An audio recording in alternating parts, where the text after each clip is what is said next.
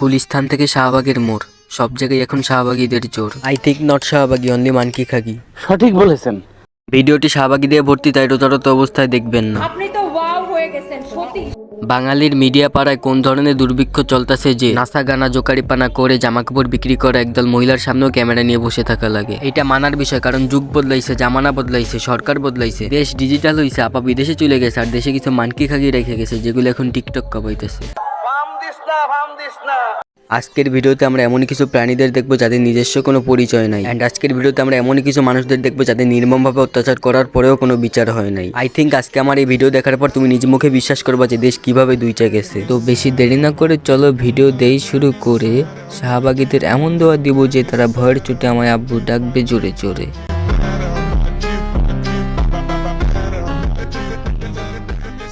তো হে গাইস, আসসালামু আলাইকুম, this is Tahmid and welcome back to except gang. তো কেমন আছো তোমরা? বরাবরের মতো নতুন আরেকটি ভিডিওতে হাজির হয়ে গেলাম আমরা। তো গাইস, আজকের ভিডিওর মূল টপিক কারা জানো? টপিক হচ্ছে মূলত শাহবাগী, সাথে তার অঙ্গ সংগঠন সহ কিছু মানকি খাগি।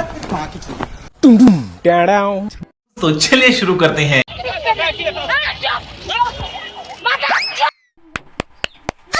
প্রথমত, পুলিশ দেশের সম্পদ, দেশের মানুষের জন্য পুলিশ সবসময় কাজ করে। হয়তোবা কিছু পুলিশ মাদারচোদ হয়, কিন্তু এই পুলিশের উচিত ছিল এখানে ধরে শাহবাগীরা 4-5 ঘাই দেওয়া। I think I am sorry, আমি জানি না যে শাহবাগীরা ঘাইগুতায় ভয় পায় কিনা, তবে আমি এটা জানি যে শাহবাগীরা ঘাইগুতা খেয়ে খেয়ে বড় হয়েছে।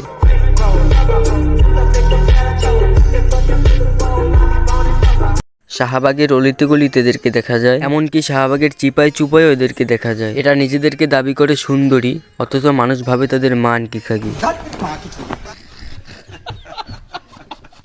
দেখো, তোমরা যদি ফ্রিতে গার্লফ্রেন্ড অথবা বয়ফ্রেন্ড পটাইতে চাও, অথবা ফ্রিতে আত্মসম্মান খোয়াইতে চাও, তাহলে ইমো ফ্রিল্যান্সিং করতে পারো।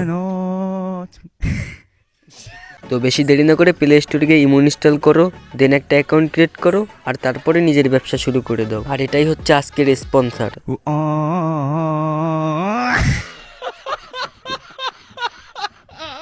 রোজামণি বয়স মাত্র 7 বছর। বিকেলে বাসার সামনে রাস্তায় খেলছিল, হঠাৎ হারিয়ে যায়। মা বাবা ছুটে গেছেন পাড়ায় পাড়ায়, হাটে বাজারে, ঘোষণা দিয়েছেন বাচ্চার খোঁজ পেলে দরকার হলে বাড়িটাও বিক্রি করে দেব। কিন্তু তাতেও তো কাজ হলো না। 5 দিন পর সেই রোজামণিকে পাওয়া গেল। না, জীবিত নয়, পেছনের পাট খেতে অর্ধকৃত লাশ।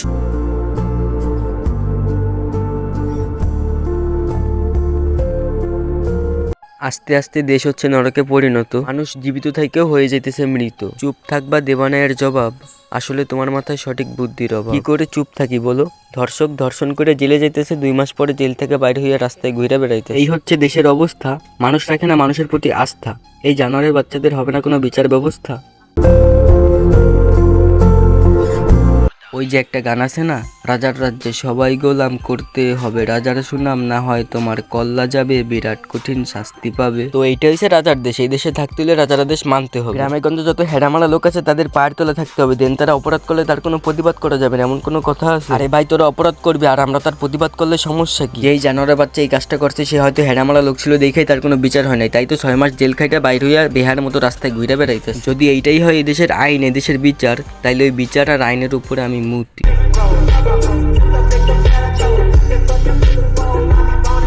তো গাইস, আজকের ভিডিও এই পর্যন্তই। ভিডিওটি ভালো লাগলে ফটাফট লাইক, কমেন্ট, শেয়ার আর সাবস্ক্রাইব করে দাও প্রিয়। তো আজকের মতো আসি, দেখা হবে নেক্সট ভিডিওতে। আসসালামু আলাইকুম।